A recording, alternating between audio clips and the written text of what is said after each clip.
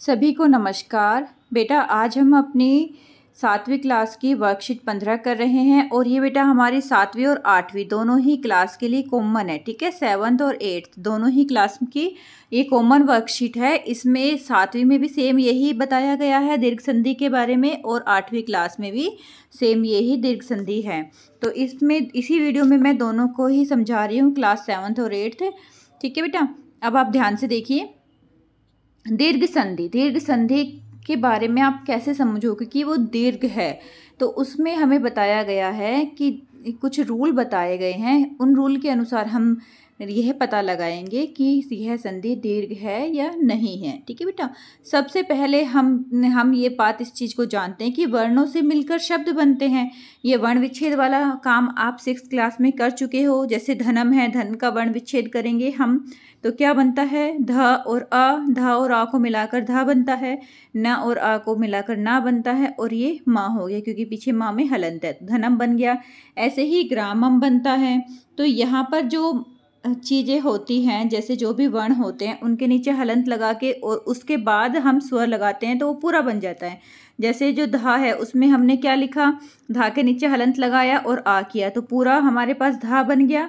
ठीक है, स्वर से युक्त हो गया। ऐसे ही जो ना है उसमें भी क्या है, स्वर है, तो ना उसको हम अलग कर देंगे स्वर को, तो ना में हलंत लगा देंगे और आ अलग कर देंगे। तो हमने जो आ स्वर था इसके अंदर वो अलग कर दिया है। तो ये चीज़ें मैं आपको पहले बहुत अच्छी तरह से समझा चुकी हूँ कि वर्ण विच्छेद हमें कैसे करना है। ग्रामम में भी सेम यही वर्ण विच्छेद है। ग्रा है तो ग और र और फिर आ, ग्रा बन गया, ग र ग्रा और आ, ग्रा हो गया। फिर माँ है तो मैं आ माँ हो गया और पीछे हलंत वाला माँ है तो माँ एज इट इज़ लगा दिया, ग्रामम हो गया। अब इसमें देखो बेटा कहना क्या चाह रहा है, व्यंजन वर्णों के नीचे जो चिन्ह दिखाई देते हैं उन्हें हलंत कहते हैं। आप सबको पता है जितने भी व्यंजन हैं जिनके नीचे हलंत दिखाई देता है, जो ये साइन होता है, जैसे इसमें का के नीचे है, ठीक है, तो ये क्या है, इसमें धा के नीचे था, गा के नीचे है, ना के नीचे है, माँ के नीचे है, रा के नीचे है, तो इन सबको क्या कहते हैं, हलंत कहते हैं। और ये हलंत कब कहे जाते हैं, जब इनमें से हम स्वर हटा देते हैं। तो व्यंजनों को स्वर रहित दिखाने के लिए हम इससे जो चिन्ह है हलंत का, इसका प्रयोग करते हैं। ओके, इतना आप सबको पता है, इसमें बार बार बताने की ज़रूरत भी नहीं है कि जब हम इनको स्वर से अलग करते हैं वर्ण को तो हम उसमें क्या लगा देते हैं, हलंत लगा देते हैं। व्यंजन के बाद आने वाले स्वर को व्यंजन की मात्रा के रूप में लगाया जाता है। व्यंजन के बाद आने वाले स्वर को क्या लगाया जाता है, उनकी मात्रा के रूप में लगाया जाता है। जैसे का आ तो का हो गया, लेकिन यहाँ का आ है तो का हो जाएगा, ई है तो की हो जाएगा, छोटी ई है तो की हो जाएगा, और की बड़ी ई है तो की बड़ी ई हो जाएगा। ऊ की मात्रा है तो ऊ की मात्रा हम लगा देंगे, ऊ है तो ऊ की मात्रा लगा देंगे बेटा, ई है तो ई की मात्रा लगा देंगे। जैसे बड़ा ऊ है तो बड़े ऊ की मात्रा लगा दी। ऐसे ही री है तो री की मात्रा लगा दी, क्री हो गया। ए है तो ए की मात्रा लगा दी, का प्लस ए के बन गया। बड़ी है आई है तो का प्लस आई कई ही हो जाएगा। ऐसे ही को, कऊ, कंग और कहा, अगर विसर्ग आहा है तो कहा हो जाएगा और अंकी बिंदी है तो कंग हो जाएगा, कम हो जाएगा। तो इस तरह से बेटा कैसे आप लोगों को करना है वर्ण विच्छेद और कैसे इनमें स्वर लगाने हैं, ये सब आपको आता है। इसमें आपको बताने की ज़्यादा ज़रूरत नहीं है क्योंकि ये आप पहले से 6th क्लास से पढ़कर आ चुके हो। अब हमारा जो मेन सब्जेक्ट शुरू होता है वो यहाँ से होता है। देखो अब हमने किया क्या है, नीचे दिए गए शब्दों में स्वर रहित व्यंजनों हैं और इनके आगे आने वाला स्वर हम क्या जोड़ सकते हैं, तो बिल्कुल हम जोड़ सकते हैं। यहाँ पर जो माँ था और यहाँ पर आ है, इन दोनों को हमने जोड़ दिया। यहाँ का माँ और यहाँ का आ हमने दोनों को जोड़ दिया तो हमारे पास माँ बन गया, तो ग्रामम गच्छत हो गया। ऐसे ही धनम में जो ऊपर माँ है और यहाँ पे आ है, इन दोनों को जोड़ दिया तो क्या बन गया, माँ और आ को जोड़ेंगे तो माँ हो जाएगा ना। तो क्या हो जाएगा, धनमान्यति ही, धन प्लस मान्यति, धनमान्यति ही। पठितुम इच्छति ही, तो पठितु अलग हो जाएगा और माँ में जब ई जोड़ देंगे तो मी हो जाएगा, पठितुम इच्छति हो जाएगा। ऐसे ही यहाँ पर जो शब्द है वो क्या है, शिष्यम उपदिश्यति ही, तो हम क्या करेंगे, शिष्यम में क्या जोड़ देंगे, ऊ हो जाएगा तो मुँह हो जाएगा, शिष्यमुह उपदिश्यति ही, तो माँ के स्थान पर यहाँ पर माँ और ऊ मिलकर क्या बन जाएगा, मुँह हो जाएगा। ठीक है, शिष्य है अलग लिख देना, शिष्य है मुँह, उपदिश्यति ऊ इसमें आ गया ना, उपदिश्यति ही। पूरा शब्द मैं आप लोगों को लिख के दिखा देती हूँ, गलत मत करना। पहले हम ऐसे लिखेंगे शिष्यम माँ, फिर ऊ की मात्रा ऐसे, और फिर प, सॉरी बेटा, फिर प और पूरा दी श ती, पूरा लिख देना दी श ती ऐसे। ये हमारा शिष्यम पदिश्यति ही ऐसे शब्द बन जाएगा। ठीक है, सिर्फ हमने क्या किया, माँ और ऊ को हमने मिला दिया और हमने इसका ऊ, हमारे पास बड़ा ऊ नहीं था, यहाँ पे छोटे वाला ऊ था ना, रिस्वा ऊ था, दीर्घ ऊ नहीं था। ठीक, संस्कृत में रिस्वा और दीर्घ बोलते हैं बेटा, और ये जब हम छोटे छोटे बच्चों को पढ़ाते हैं ना तो बोल देते हैं कि बड़ा ऊ छोटा ऊ, लेकिन वास्तव में क्या होते हैं, रिस्वा ऊ और दीर्घ ऊ होते हैं।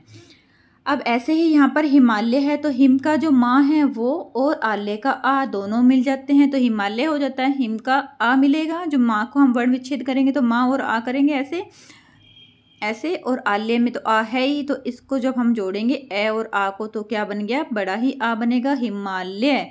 तो हमने क्या पढ़ा, अगर हमारे पास कोई भी आ है और अंतिम वर्ण, जिस किसी भी शब्द का जो अंतिम वर्ण है अगर वो आ है और उसके बाद दूसरे वर्ण का प्रथम वर्ण भी आ, ए या आ है, तो हम क्या करेंगे, मतलब हमारे पास दोनों समान स्वर हो गए, इधर भी समान स्वर हो गया, दूसरी साइड भी समान स्वर हो गया, तो हम उन दोनों को क्या कर देंगे, जोड़ देंगे, और उसको क्या बन जाएगा, दीर्घ हो जाएगा।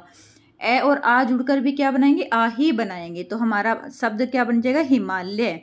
ऐसे ही विद्याधन आल्य, विद्यालय, बहुत सारे एग्जाम्पल आप लोगों ने इसके किए हुए हैं इसमें से। और देखो लाभधन अर्थी, लाभार्थी, यहाँ पे जो भय है और आ है, भय में भी ए मिला हुआ है, तो भय का ए और इसका ए दोनों ही मिल गए, ए मिलकर भी आ ही बनाएंगे, तो लाभार्थी आ जाएगा। ठीक है, ऐसे ही रवि, रवि में छोटी ई की मात्रा है और ईशा में बड़ी ई की मात्रा है, तो छोटी ई जो है रिस्वा ई है और वहाँ पर बड़ी ई है, दोनों को भी मिलाएंगे तो क्या हो जाएगा, रविशः, बड़ी ई ही आएगी, दीर्घ ई ही आएगी कि अभी जब, इसलिए हमारा इस संधि का नाम दीर्घ पड़ा है, क्योंकि वो सबको बड़ा कर देती है। उसके साथ कोई छोटा हो कोई बड़ा आए, उसको क्या करना है, सबको बड़ा करना है, दीर्घ करना है। तो छोटी ई के साथ जब बड़ी ही मिलती है तो भी हमारे पास क्या हो जाता है, दीर्घ हो जाता है, और ए के साथ आ मिला था तो भी हमारे पास आ हो जाता है, छोटा छोटा मिलता है तो भी बड़ा हो जाता है। जैसे देखो भानु है, भानु में छोटे ऊ की मात्रा है और उदय में भी छोटा ऊ है, इन दोनों को भी हम मिलाएंगे तो बड़ा ऊ हो जाएगा, भानुदय। ओके, तो हमने क्या पढ़ा है, अगर हमारे पास समान स्वर आ जाते हैं, ए ई उ री, देखो ये रूल हमारे पास जो नियम है ना, इस नियम को अच्छी तरह से याद कर लो। क्या है हमारे पास नियम, क्या कहता है, यदि ए ई उ री के तुरंत बाद समान स्वर या तो ए हो या ई हो, जैसे ए के बाद ए या आ हो, ई के बाद ई हो, उ के बाद उ हो, री के बाद री हो, समान स्वर आ जाने पर दोनों स्वरों के स्थान पर एक दीर्घ स्वर हो जाता है, अतः इसे हम दीर्घ संधि कहते हैं। ठीक है, आप समझ गए होंगे मेरी बातों को। आपको सिर्फ ये ध्यान रखना है बेटा कि अगर ए है, ए के बाद ए या आ कुछ भी आए तो उसका दीर्घ ही होगा। ऐसे ही ऊ के बाद ऊ या ऊ, पहले छोटा हो बड़ा हो, बड़ा हो बड़ा हो, छोटा ऊ हो छोटा ऊ हो, बड़ा ऊ बड़ा ऊ, कोई भी ऊ हो, दीर्घ हो रिस्वा हो, लेकिन आपको हमेशा दीर्घ ही करना है, हर हाल में आपको उनको क्या करना है, दीर्घ कर देना है। ठीक है, तो ई बड़ी ई ऐसे जो समझ, दीर्घ ई में ई आ ऊ री, इस तरह से हम साउंड करते हैं। अब आपका एग्जाम्पल है अभ्यास के, सुख धन अर्थी, सुखार्थी आ रहा है ना, सुखार्थी, अच्छी तरह से ध्यान दीजिए, आ जाएगा, यहाँ पे सुख में ए था और यहाँ पर भी ए था, दोनों ए और ए मिले तो आ हो गया, सुखार्थी। ऐसे ही कार्यधन आल्य, कार्यालय, आ हो गया, विद्याधन अर्थी, विद्यार्थी, आ गया, विद्याधन आल्य, विद्यालय, आ गया।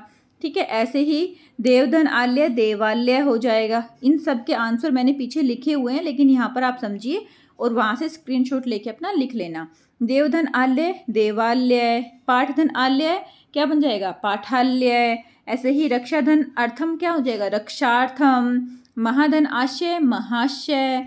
मुनिधन इंद्र, मुनिंद्र, इसमें बड़ी की मात्रा आ जाएगी, छोटी और बड़ी मिलकर भी बड़ी ई ही बनाएंगे, मुनिंद्र।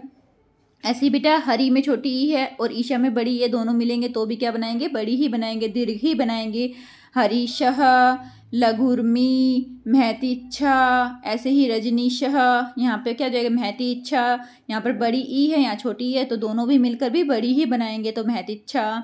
रजनीशः, गुरुदेशः, यहाँ पे देखो गुरु में रू में छोटा ऊ था और यहाँ पर भी छोटा हुआ, दोनों छोटे ऊ मिलकर क्या बनाते हैं, बड़ा ऊ बनाते हैं। तो गुरु ध्यान से देखो बेटा कैसे लिखा हुआ, ऐसे गुरुपदेशः, लघुर्मी, वधूत्सवः, बुधर्वः। तो ये सारे क्या हो जाएगा, बुधर्वम। तो ये आपके एग्जाम्पल है, ऐसे बहुत सारे एग्जाम्पल हैं बेटा आपकी बुक में, आप लोगों को वो सारे के सारे करने हैं। ये वर्कशीट भी करनी है प्लस वो भी करने हैं। कोई भी डाउट हो आपको, आप मुझसे पूछ सकते हो। अब मैं आपको इनके आंसर दिखा देती हूँ। ये बेटा इनके आंसर है, इनका स्क्रीनशॉट ले लीजिए। देवालय, पाठालय, रक्षार्थम, महाशय, मुनीन्द्रः, हरीशः, महतीच्छः, रजनीशः, गुरुपदेशः, लघुर्मी, वधूत्सवः, बुधर्वम। ओके बेटा, अपना ध्यान रखना और इनको अपनी नोटबुक में कर लेना।